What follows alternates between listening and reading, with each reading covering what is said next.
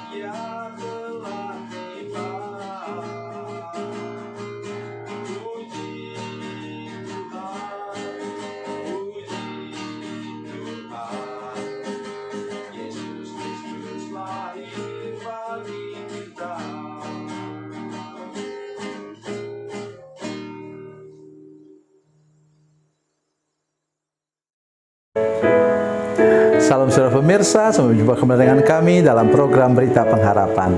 Hari ini saya ingin menolong kita semua apa yang harus kita lakukan supaya kita menjadi kesaksian bagi orang lain.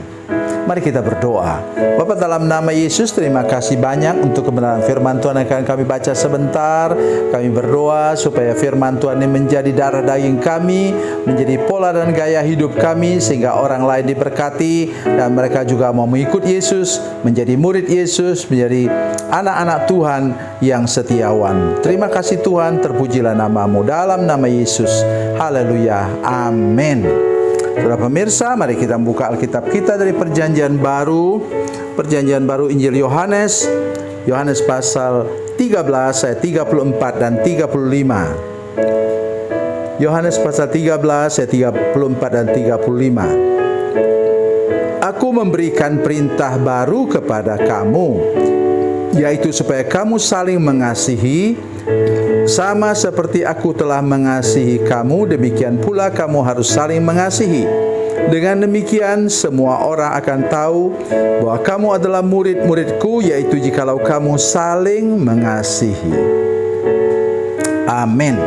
Saudara pemirsa, berkali-kali diulang di sini ialah saling mengasihi. Saling mengasihi artinya kasih itu tidak bisa bertepuk sebelah tangan.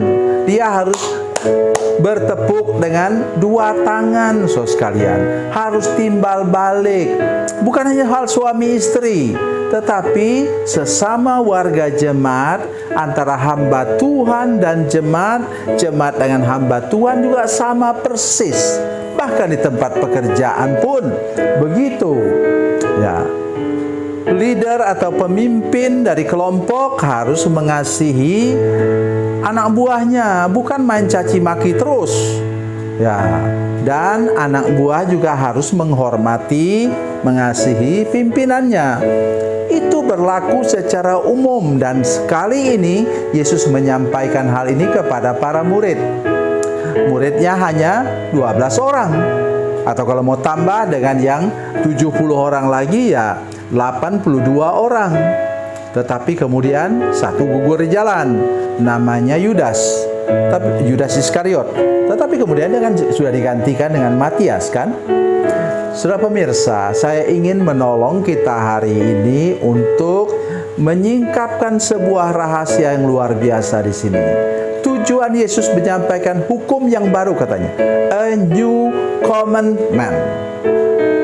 Jadi perintah yang baru ini, hukum yang baru ini, tujuannya ialah untuk kesaksian hidup kita, untuk penginjilan, untuk supaya lebih banyak lagi orang percaya kepada Yesus. Mari perhatikan ini. Ya, dengan demikian ayat 35, dengan demikian semua orang akan tahu bahwa kamu adalah murid-muridku, yaitu jikalau kamu saling mengasihi. Dengan kata lain, dengan demikian semua orang akan tahu bahwa kamu adalah murid-muridku, dan mereka tertarik untuk menjadi muridku juga. Oh, saudara-saudara sekalian, saya sering kali menyampaikan ini kepada saudara-saudara sekalian. Kalau kita berubah hidup kita, Roma 12 ayat 2, berubahlah oleh pembaruan budimu, itu menyangkut 3 hal pokok yang harus berubah. Saya selalu mengatakan berubah dan dibaharui, berubah dan dibaharui. Berubah itu bisa ke arah yang negatif. Tetapi kalau berubah dan dibaharui, berubah dan dibaharui, berubah dan dibaharui, itu berarti kita berubah ke arah yang positif. Saudara sekalian, hal yang pertama ialah apa? Etika dan moral. Penampilan kita ini dipengaruhi oleh etika dan moral kita. Mengapa demikian? Oleh karena kita bawa etika dan moral kita dari ayah ibu kita, kakek nenek kita. Kebiasaan makan misalnya, saudara sekalian. Ada orang yang tidak akan mulai makan sebelum yang tua mulai makan. Itu namanya etiket. Tapi etiket itu juga bicara tentang etika. Nah, saya ingin menyampaikan kepada saudara sekalian, dari suku kami itu ada istilah, ya, jangan menginjak tikar tempat mertuamu tidur. Jangan menginjak tikar atau selimutnya tempat dia tidur. Jangan melewati mukanya. Loh, bagaimana kalau dia duduk nempel di dinding? Tetap juga harus permisi. Kamu harus lewat dari situ. Suka tidak suka kalau kamu punya mertua yang sedang duduk bersandar begitu. Itu sudah hukumnya di sana. Kalau enggak, kamu kena hukum adat nanti. Itulah sebabnya mengapa di daerah kami ada istilah itu untuk menunjukkan apa?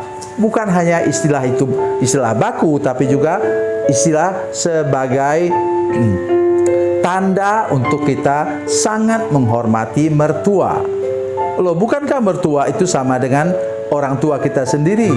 Ya tentu, di rumah kita sudah menghormati orang tua kita sendiri, dan di rumah yang baru dari rumah suamimu atau istrimu, engkau juga harus belajar menghormati mereka. Jadi itulah yang pertama, etika dan moral. Kemudian yang kedua ialah pola dan gaya hidup. Ya, caramu berpakaian itu menunjukkan pola dan gaya hidup. Potongan rambutmu menunjukkan pola dan gaya hidupmu. Saya ketika mendengar cerita kakek saya yang kepala suku, saudara sekalian, katanya itu orang-orang dulu itu yang kepala-kepala suku atau panglima perang orang kami itu rambut laki-laki dibuat sanggul. Sanggulnya sepanjang begini, kira-kira 1 jengkal panjangnya. Rambutnya dipilin menjadi sanggul.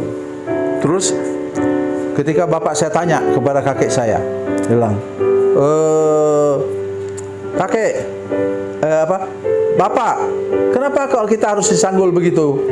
Dia bilang, supaya nanti kalau kepala saya dipotong oleh musuh, gampang dia bawa pulang. Waduh, saya bilang, luar biasa ya keberanian orang Dayak ini ya. Ya, itu zaman dulu mah itu. Tetapi bawaan itu tetap sampai sekarang. Karena itu kami tidak pernah, itu orang suku kami tidak pernah menombak orang dari belakang. Karena itu kakek saya katanya, kata bapak saya, setiap kali dia pergi keluar, dia selalu bawa 2 parang. Kalau dia ketemu dengan musuh yang tidak bawa parang, dia lemparkan parangnya 1. Itu sikap kesatria, itu pola dan gaya hidup.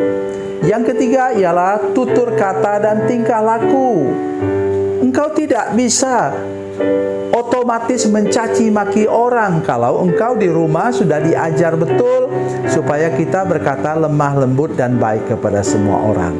Nah, inilah dia yang tadi dikatakan bukti kasih kita kepada sesama yang menarik perhatian orang lain sehingga mereka mau juga percaya kepada Yesus. Tuhan Yesus memberkati, Tuhan Yesus baik. Mari kita berdoa.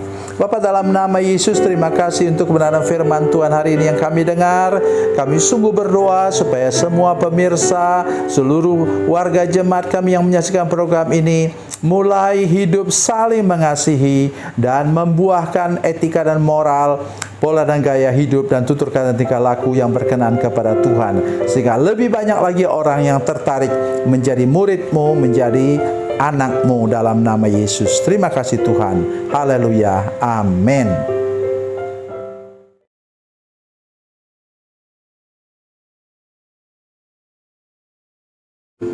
Salam saudara pemirsa, mengakhiri program ini saya mohon kepada saudara-saudara pemirsa sekalian untuk bila saudara menyaksikan program ini melalui channel YouTube, maka tekan subscribe dan bunyikan lonceng. Dan bila saudara menyaksikan program ini melalui channel Facebook, tolong saudara-saudara sekalian tekan like dan juga komen.